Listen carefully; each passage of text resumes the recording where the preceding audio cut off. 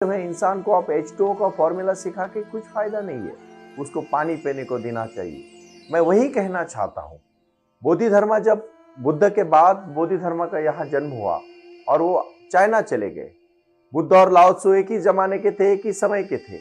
उसके बाद बोधि धर्म को भारत में, जो भारत भूमि को आज सबसे ज्यादा ध्यान की भूमि कही जाती है, उनको एक भी इंसान नहीं मिला जो इंसान की वो तलाश में थे। वो इंसान उन्हें चाइना में जाके ढूंढना पड़ा। ऐसा क्यों हुआ? पूरे विश्व से बोधि धर्म सिर्फ चाइना क्यों गए? मैं एक बात आपको कहना चाहता हूँ। भारत ये भूमि ध्यान की भूमि है, विचारों की भूमि है, शक्ति की भूमि है, भक्ति की भूमि है। लेकिन साईं बाबा ने अपने जीवन में अपने भक्तों के लिए ध्यान का मार्ग इसी जन्म दिया है और इस जन्म में आपको ध्यान करना पड़ेगा, श्रद्धा रखनी पड़ेगी, क्योंकि उनका गुरु मंत्र था श्रद्धा सबूरी। उन्होंने दूसरी बात कही थी, सबका मालिक एक। इन सब चीजों से जुड़ना पड़ेगा। बहुत सारी ऐसी अहम चीजें हैं जो हम जानते नहीं है, देखते नहीं है। बाबा को पूरी श्रद्धा से समर्पित हो जाओ। साईं बाबा अपने को आशीर्वाद देते हैं, भक्ति का मार्ग दिखाते हैं और शक्ति का भी मार्ग दिखाते हैं। मैं फिर से कहूंगा, कुछ कर गुजरने के लिए मौसम नहीं मन चाहिए, साधन तो जुट जाएंगे, संकल्प का धन चाहिए। हर एक धर्म के प्रति एक सजगता दी है और आप शांति से देखिएगा, हर एक मजहब में बाबा की वाणी है, क्योंकि सबका मालिक एक है और सबका मालिक एक होने के कारण ही हम सुख शांति और समाधान से जी सकते हैं। बहुत सारी कहानियां मैं कहते रहता हूं, तो मैं आज एक बहुत ही महत्वपूर्ण कहानी आप सबके साथ साझा करना चाहता हूं। बाबा ने अपने जीवन में कुछ ऐसी बातें हमें कही है जो हमारे जीवन से बहुत ही सटीक है। ध्यान और शक्ति, शिरडी के साईं बाबा के यहाँ आप जब अपना सर रखोगे और पूरे विश्वास के साथ, श्रद्धा के साथ उनको समर्पित हो जाओगे, आए हुए आपके जीवन की हर समस्या को बाबा दूर करेंगे। मैं विश्वास देना चाहता हूं आपको, साईं वाणी को प्रारंभ करो और जारी रखो। इसी गुरु मंत्र के तहत आप अपने कार्य को शुरू करो।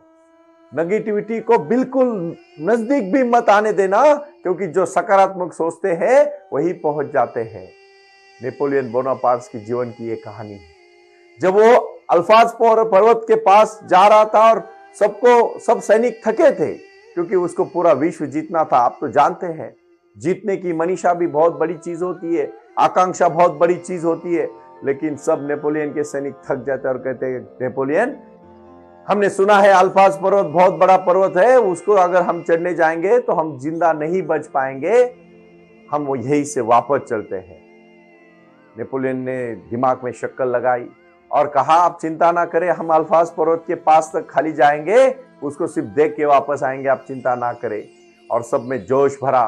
साईं बाबा अपने जीवन में अपने भक्तों को जोश देते हैं। छोटी छोटी समस्या से, रोजमर्रा की समस्या से जो आदमी पीड़ित होता है, थोड़ी थोड़ी समस्या उसको दिखने के बाद आत्महत्या तक का वो फैसला उठाता है। और किसी के साथ, अगर चाहे स्कूल का लड़का हो, कॉलेज का लड़का हो, लड़की हो, कोई व्यापार में कभी अपयश आएगा तो आपको जान देना है, आत्महत्या करना, ये उसका कोई रास्ता नहीं हो सकता। अरे बड़ी विल पावर, बड़ी ताकत आती है आत्मा की शक्ति की, और वो आत्मा की शक्ति होती है ध्यान की शक्ति, परमात्मा की शक्ति। मैं बहुत साइंटिफिक तौर पर अभी आपको कुछ हमारे सहयोगी वीडियो दिखाएंगे, उसको आप शांति से देख लेना, क्योंकि इसके ऊपर मैंने किताब में लिखी है, ध्यान योग। साई क्रिया और साई योग के माध्यम से हमें क्रांति करनी है। साई ध्यान ही हमारे जीवन का लक्ष्य है और उसको पाने के लिए प्रारंभ करो और जारी रखो का मैंने नारा लगाया है। भाई और बहनों, कोई भी समस्या आपके से बड़ी समस्या नहीं है। पहले आप है और बाद में समस्या है। समस्या को पाना आपके हाथ में है। नेपोलियन बोनापार्ट अपने सभी सैनिकों को कहता है, अभी वहां तक जाएंगे अल्फाज पर्वत के पास, और सब में जोश भर के अल्फाज पर्वत पर जब चढ़ने शुरू करते हैं, नेपोलियन कहता है, आप यही थक गए, अल्फाज को देखना नहीं है? तो उसमें से फिर जोर से वो देखते हैं, चलो अभी नेपोलियन बोनापार्ट ने बोला है अल्फाज को चढ़ना नहीं है, सिर्फ उसके पास पहुंच के वापस निकलना है। इसी जोश में वो निकलते हैं और उस पर्वत को पार कर लेते हैं। पर्वत को पार करने के बाद थक जाते हैं और वो फिर पूछते हैं, बड़ी उनको खुशी होती है कि अभी अल्फाज तो नहीं चढ़ना है, उसको तो वापस चलना है। कोई सरदार पूछता है कि अल्फाज पर्वत तो कितना बड़ा होगा, ये पर्वत ही इतना बड़ा है। नेपोलियन हंस के उसको कहता है, अल्फाज पर्वत को तो हम कब का पीछे छोड़ गए। यही है, यही कहानी मैं इसलिए कहना चाहता हूं कि जो समस्या आपको बहुत बड़ी दिखती है रात के अंधेरे में, बिल्ली की भी परछाई देखोगे तो आपको लायन जैसी, टाइगर जैसी लगती है, क्योंकि वो परछाई होती है। समस्या कभी इतनी बड़ी नहीं होती जितनी आपका मन उसको मानता है। इसलिए मैं विश्वास देना चाहता हूं, उठो, डट के खड़े रहो, उसके साथ समस्या भाग जाएगी। लेकिन ध्यान करो। ध्यान एक ऐसी शक्ति है, मन की शक्ति है। मन को इतनी शक्ति, मन को मिल जाने के बाद आप इतने मजबूत हो जाते हो कि आपको कोई समस्या छूने का भी नहीं सोच सकती। क्योंकि बोलते हैं ना, सर सलामत तो पगड़ी 50। ये बहुत छोटी छोटी बातें हैं। भगवत गीता में जो भी कहा है, अर्जुन को जो शक्ति दी है भगवान कृष्ण के शब्द ने, वो शक्ति आज साईं बाबा आपको जीवन में प्रार्थना से, भक्ति से, साईं ध्यान से, साईं क्रिया से और साईं बाबा का यह आचरण अपने जीवन में लाने से करते हैं। अनंत कोटि ब्रह्मांड नायक श्री सच्चिदानंद साईनाथ महाराज की जय का नारा जब अपने हृदय से आता है तो बाबा अपने हृदय को पुकार से दूसरे हृदय से उस हृदय तक जोड़ देते हैं। और इसी को मैं कहना चाहता हूं कि पूरी तरह से श्रद्धा रखो, अंधश्रद्धा नहीं बट श्रद्धा रखो। क्योंकि बाबा है, ये धरती है, ये एग्जिस्टेंस है, ये एनर्जीज है, ये शक्तियां हैं और इन शक्तियों को पाने की क्षमता आपके जहन में है। भाई और बहनों, विश्वास देना चाहता हूं मैं, एक हृदय से दूसरे हृदय तक पहुंचने की ताकत आती है भक्ति से, शक्ति से और साईं बाबा के साईं ध्यान और साईं क्रिया से। ये ध्यान का प्रयोग शुरू करना है हमें। आज मेरे साथ आप एकदम रीढ़ की हड्डी सीधा करके बैठ जाए और आंख बंद करके गहरी सांस लेना शुरू करें। जब आप गहरी सांस लेते हो और सांस अपने फेफड़े में भरते हो तो पूरी ऊर्जा को महसूस करो और बाहर फेंकते समय पूरी निगेटिविटी को बाहर फेंको।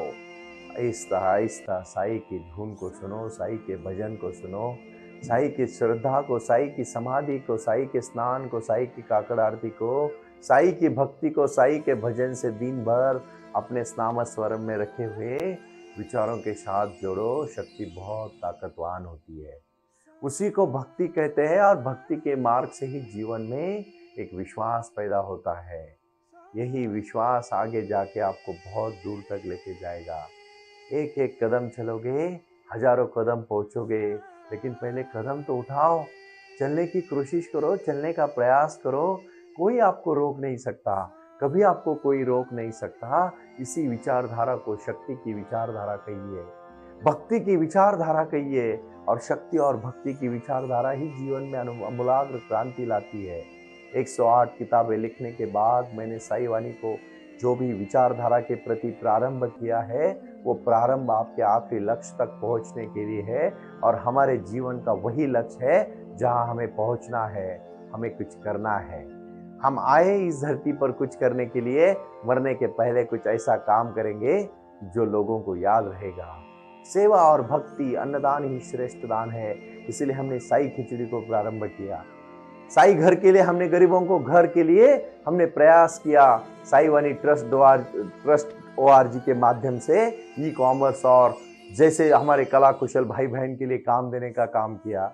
इसी प्रयास को लेके शिक्षा, आरोग्य और स्वास्थ्य के प्रति कटिबद्ध होकर मैंने कार्य शुरू किया है। अपने जीवन में साईं बाबा ने मानवता ही धर्म सिखाया और मानव का कल्याण ही करना, इसीलिए साईं वाणी ने प्रारंभ किया और उसको जारी रखा।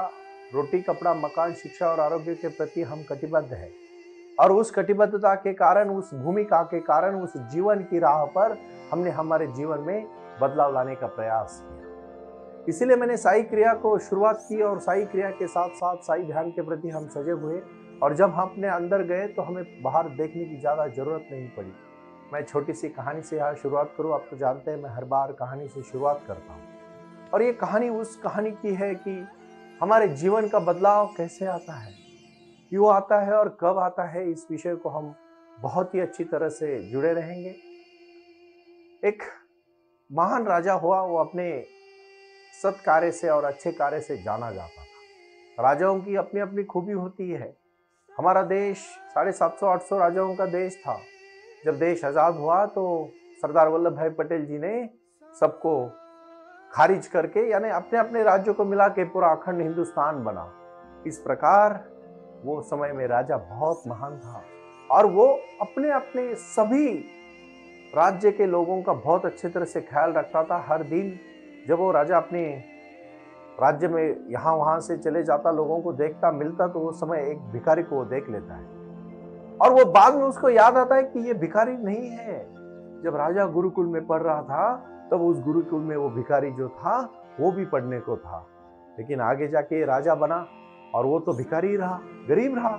राजा को बहुत दया है। राजा ने उसको कहा, आपने शायद हमें पहचाना नहीं, लेकिन मैंने आपको पहचाना, आप मेरे दोस्त है, पुराने मित्र है, आप चलो मेरे साथ मेरे दरबार में। और राजा उसको दरबार लेके जाता है।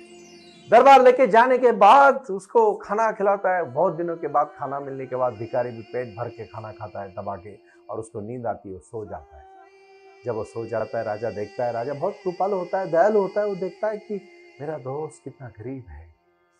फिर उसको वो क्या करता है, राजा उसकी मदद करना चाहता है, लेकिन वो जानता है जब वो स्कूल में, गुरुशाला में, पाठशाला में पढ़ते थे तो वो जो भिखारी था वो बहुत स्वाभिमानी था, सेल्फ रिस्पेक्ट उसको बहुत था, आत्मसम्मान बहुत था, इसलिए बोलता है मैं इसको कुछ पैसे दूंगा तो मानेगा नहीं। इसीलिए राजा क्या करता है, एक सोने का हीरा उसके जेब में रख देता है और सुबह उठते ही वो फिर से तैयार होकर अपने काम के लिए निकल जाता है। निकल जाने के बाद राजा देखता है अभी उसको मैंने सोने का हीरा दिया है, उसको अभी भीख मांगने की जरूरत नहीं पड़ेगी, उसके जीवन में बदलाव आएगा, वो अमीर बनेगा और उसको अभी ये इतनी रोजमर्रा की जिंदगी जीने के लिए कष्ट नहीं करने पड़ेंगे। धूप में खड़ा होके, छाव में खड़े, मतलब बारिश में धूप में खड़ा होके भीख मांगने की जरूरत नहीं पड़ेगी रोजमर्रा की जिंदगी को जीने के लिए। राजा बहुत खुश होता है। 3-4 दिन के बाद राजा अपने राज्य में फिर से देखने जाता है, लोगों की हाल पूछने जाता है, तो फिर से देखता है कि वो भिखारी उसी जगह पे भीख मांगता है। राजा बोलता है अभी भी तुम भीख मांग रहे हो? तो भिखारी कहता है इसका मतलब एक दिन आपने मुझे अच्छा खाना दिया और रहने को जगह दी, इसका मतलब ये तो नहीं कि मैं दूसरा मैं क्या कर सकता हूँ मेरी जिंदगी जीने के लिए। राजा बोलता आपको जरूरत क्या है, आपको तो मैंने उसी दिन सोने का बहुत बड़ा हीरा, बहुत मूल्यवान हीरा दिया था, आपने उसको देखा नहीं? भिखारी बोलते हैं कौन सा हीरा?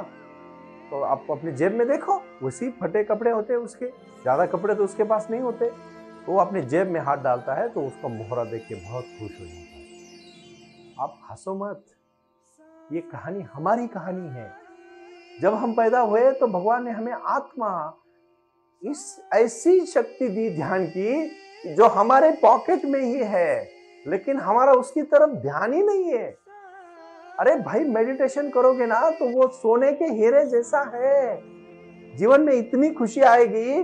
भगवान कृष्ण ने अर्जुन को कहा भगवत गीता में, अर्जुन उठ और युद्ध के लिए तैयार हो जा। कुरुक्षेत्र में अर्जुन सब कुछ फेंक कर दुखी हो चुका था। मेरे मामा, मेरा चाचा, धर्म क्षेत्रे कुरुक्षेत्रे समवेता युत्स्वा मामका पांडव क्षय किम कुर्वत संजया। ये जब कुरुक्षेत्र में युद्ध शुरू हुआ तो अर्जुन ने बोला मुझे नहीं लड़ना है।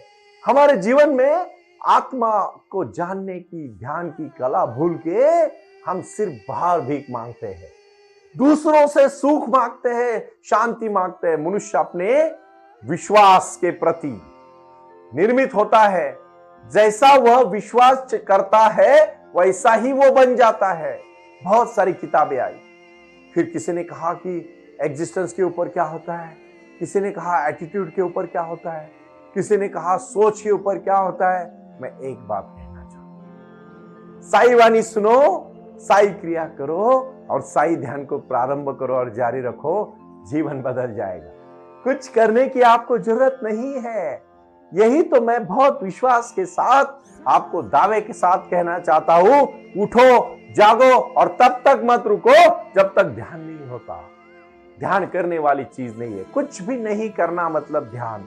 और कुछ भी विचारों को नहीं रोकना है, नहीं टोकना है, नहीं दबाना है, सिर्फ सजगता से देखना है। भाई और बहनों, उठो और मेडिटेशन को शुरुआत करो। यही हमारा आज का गुरु मंत्र है। प्रणाम। ओम साई राम। प्रारंभ करो, जारी रखो। इसी विचारधारा से साई वाणी का प्रारंभ हुआ। शिरडी के साई बाबा का आशीर्वाद पाके खुद अपने जीवन में एडवोकेट डॉक्टर सुनील नाना साहेब करपे जी ने साई वाणी के इस कार्यक्रम को प्रारंभ करते हुए 21वीं सदी को सही में साई बाबा के आशीर्वाद से लोगों के जीवन में बदलाव एवं खुशियां लाने के लिए साई वाणी का प्रारंभ किया।